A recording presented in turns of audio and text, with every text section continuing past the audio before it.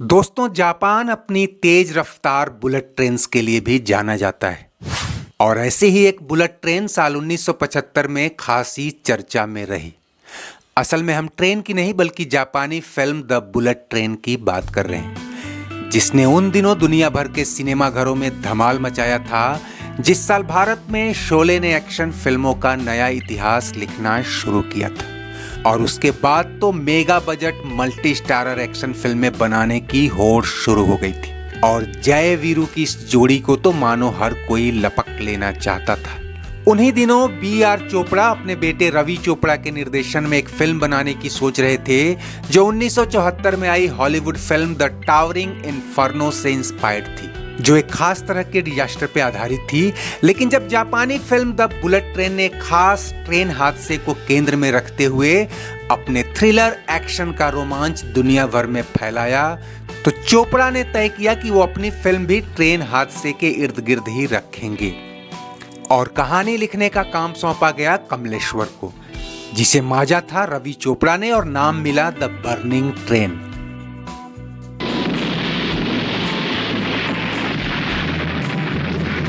दोस्तों, शोले ने कामयाबी की जो लकीर खींच दी थी उसे पार करना तो सबके बस की बात नहीं थी, लेकिन कोशिशें खूब हुईं और इस फिल्म की कास्टिंग शुरू हुई तो ऐसा लगा कि बॉलीवुड के सारे सितारे इसी फिल्म में भर दिए जाएंगे। अमिताभ बच्चन, धर्मेंद्र, जितेंद्र, विनोद खन्ना, विनोद मेहरा, ये सब उस दौर के सबसे चमकते सितारे थे। हीरोइनों में भी उस दौर की टॉप एक्ट्रेस हेमा मालिनी, परवीन बाबी और नीतू सिंह को रखा गया था। चरित्र अभिनेताओं की तो पूछिए ही मत। नवीन निश्चल, सिमी ग्रेवाल, आशा सचदेव, नजीर हुसैन, इफ्तिखार, जगदीश राज, मैकमोहन, रंजीत और असरानी जैसे न जाने कितने नए पुराने चेहरे। मानो पूरा बॉलीवुड ही किसी ट्रेन यात्रा पर निकलने वाला। और जब एक साथ इतने सितारे हों तो जाहिर है टाइम शेड्यूल सबसे बड़ी चुनौती बनने वाली थी। तब अमिताभ, धर्मेंद्र, जितेंद्र और विनोद खन्ना के पास 7-8 फिल्में हुआ करती थीं। अपने व्यस्त शेड्यूल के चलते ही अमिताभ और धर्मेंद्र राम बलराम जैसी फिल्म को समय नहीं दे पा रहे थे और इसी तरह ये फिल्म भी लटकती जा रही थी। ऐसे में अमिताभ के लिए करीब आधा दर्जन लीड रोल वाली फिल्में छोड़कर एक ऐसी फिल्म को समय देना मुश्किल हो गया जिसमें पहले से इतने सितारे थे कि एक के हिस्से में 10% स्क्रीन स्पेस भी मिलना मुश्किल था। हालांकि शेड्यूलिंग के चलते अमिताभ का यह फिल्म छोड़ना ऑफिशियल वर्जन ही कहा जाएगा, वरना क्रिटिक्स तो यहां तक कहते हैं कि अमिताभ ने स्क्रिप्ट पढ़ते ही फिल्म से पल्ला झाड़ लिया था, क्योंकि यहां भी वो धर्मेंद्र के सपोर्टिंग रोल में ही थे और तय नहीं था कि विनोद खन्ना के बराबर भी स्पेस मिलता। खैर, जो भी हो, उनकी जगह जितेंद्र ने एंट्री मारी। स्क्रिप्ट में थोड़ा बहुत बदलाव हुआ और जैसे तैसे ये फिल्म 4-5 साल में कंप्लीट होकर 20 मार्च 1980 को रिलीज हुई।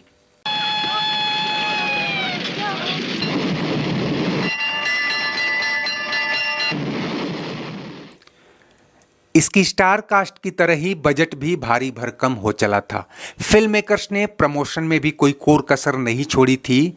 जबरदस्त हाइप था और पहले कई शो हाउसफुल हुए, लेकिन उसके बाद अचानक इसका खुमार उतरना शुरू हुआ। भीड़ छटने लगी, सीटें खाली होने लगी और दूसरे हफ्ते ही ये फिल्म बॉक्स ऑफिस पर हांफती नजर आई। हालांकि बिलो एवरेज होकर भी इस फिल्म ने आगे चलकर अपनी लागत करीब 3 करोड़ से ज्यादा की ही कमाई कर ली थी, लेकिन इसके बजट को लेकर उन दिनों भी तरह तरह के कयास लगाए जाते रहे।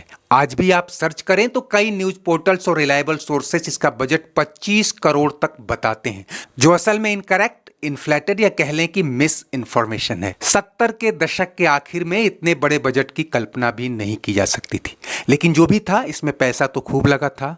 हम यहाँ जिस खास बात पर फोकस करना चाहते हैं वो ये कि इतने सितारों और पैसे लगाने के बावजूद ये फिल्म उतनी कामयाब क्यों नहीं हुई जितना इसका हाइप था। तो दोस्तों, अगर आप इस फिल्म को गौर से देखेंगे तो पाएंगे कि इसमें कई आर्टिस्टिक खामियां थी। वैसे तो शोले भी तमाम विदेशी फिल्मों से इंस्पायर्ड और कॉपीड थी, लेकिन सलीम जावेद ने उसे भारतीय परिवेश में जितना चुस्त दुरुस्त बना दिया था वैसा रवि चोपड़ा नहीं कर पाए। स्क्रीन प्ले इतना लचर था कि कई बार भ्रम हो जाता है कि रेलवे के सहयोग से बनी फिल्म कहीं रेलवे के प्रचार के लिए तो नहीं बनी। ऊपर से रेल यात्रियों की डेमोग्राफी के बहाने तब के सरकारी सोशियो पॉलिटिकल एटीट्यूड भी दिखाना था। स्टंट भी खूब हुए, लेकिन कहीं ना कहीं वो नेचुरलिटी नहीं दिखी जो उससे पहले कई फिल्में दिखा चुकी थी। कहानी अशोक यानी धर्मेंद्र, विनोद यानी विनोद खन्ना और रणधीर यानी डैनी के बचपन से शुरू होती है, जो फास्टर ट्रेन्स को लेकर फैसिनेटेड थे और उनका सपना था कि भारत में भी ऐसी ही ट्रेनें चलें। एक दिन भारतीय रेलवे एक बहुत ही तेज ट्रेन सुपर एक्सप्रेस को बनाने की अनुमति देती है। विनोद, रणधीर और राकेश अपना अपना मॉडल चुनाव के लिए भेजते हैं, लेकिन अंत में विनोद का मॉडल ही सेलेक्ट होता है। रणधीर यानी डैनी अपना मॉडल नहीं चुने जाने से आग बबूला हो जाता है और ईर्ष्या से जल भुन जाता है। इधर विनोद वर्षों की मेहनत के बाद उस मॉडल को मूर्त रूप देता है और वो ट्रेन साकार। खैर, यहां तक की कहानी सरकारी तौर पर प्रायोजित लगती है और यह भी सच है कि भारतीय रेलवे ने इसे काफी सहयोग दिया था। लेकिन फिल्म का असली खेल था हाफ पास्ट के बाद, जब नई नवेली सुपर एक्सप्रेस दिल्ली से मुंबई की उद्घाटन यात्रा पर निकलती है। रणधीर बदले की मंशा से उसमें टाइम बम रखवा देता है और ट्रेन का ब्रेकिंग सिस्टम भी फेल कर देता है। ट्रेन के भीतर की कहानी अपने तरह तरह के किरदारों के साथ आगे बढ़ती है।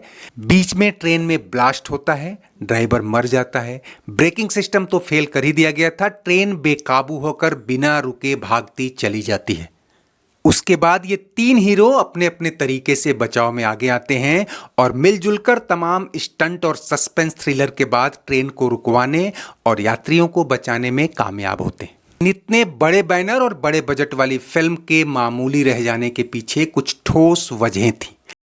एक तो हादसे या आपदा की वजह बहुत छोटी थी जो दर्शकों में वो द्वंद्व या आक्रोश पैदा नहीं होने देती। एक इंजीनियर दूसरे से ईर्ष्या में पूरी ट्रेन उड़ाने की साजिश रचेगा, ये थोड़ा प्रैक्टिकल नहीं लगता। आज की फिल्म होती तो शायद इसे टेररिज्म का एंगल देकर बड़ा कारण ढूंढा जाता। ट्रेन दिल्ली से काफी दूर निकल चुकी थी और जब हीरो को पता चलता है कि उसमें बम रखा है तो वो कार और बाइक को उड़ाते हुए ट्रेन तक पहुंच जाता है। ये सुनने और देखने में अच्छा लगता है, लेकिन स्वाभाविक नहीं लगता। अरे थोड़ा पहले ही उसे इन्फॉर्म कर देते तो दिल्ली से ही पीछे लग जाता। फिल्म के बहुत कामयाब नहीं होने के पीछे एक बड़ी वजह यह भी थी कि आप उस दौर के सारे सुपरस्टार लेकर चल रहे थे और किसी का किरदार उभरने नहीं पाता। जितेंद्र तो बस फिलर्स बनकर आए लगते हैं। यही रोल अमिताभ का था तो वो तो करने वाले थे नहीं से, और अगर विनोद खन्ना वाला रोल अमिताभ को ऑफर हुआ था तो वो शोले की तरह धर्मेंद्र के साये में ही रह जाते। यहां ज्यादा गुंजाइश नहीं थी। दौर में और भी मल्टी स्टारर फिल्में बनी थीं, अकबर एंथनी से लेकर धर्मवीर तक, लेकिन इन सब की कहानी में ह्यूमन टच ज्यादा था। यहां उस तरह की फीलिंग नदारद है। हीरोइनें भी बस भूमिका बांधने और बीच बीच में रोने गाने के लिए रखी गई थी। थ्रिलर और रोमांच के नाम पर आप दर्शकों को बांधे नहीं रख सकते। हालांकि आखिरी आध पौन घंटे रोमांच से भरे थे, लेकिन इस रोमांच का एक हिस्सा शुरू में ही पैदा करना था। ये फिल्म बॉक्स ऑफिस पर बिलो एवरेज होकर भी आगे चलकर एक कल्ट फिल्म बनी और वीडियोज के थ्रू खूब देखी भी गई।